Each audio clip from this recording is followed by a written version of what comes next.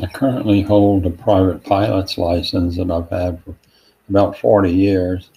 I stopped flying airplanes back several years ago due to some health issues, and bought a drone a couple of years ago just to see something different, get back in the sky and see what all I could do. And I've flown quite a bit recreationally.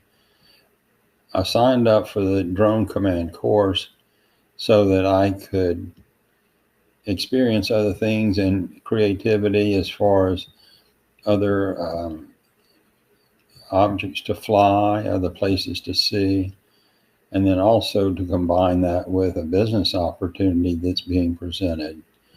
The uh, the webinar Drone Command is just fantastic. I think that Damon's doing a great job. His experience comes across great. Diego, same thing. They're both handling the topics well, and they're very professional about everything they do. So, needless to say, I've learned a lot, much more in the first day than I ever expected.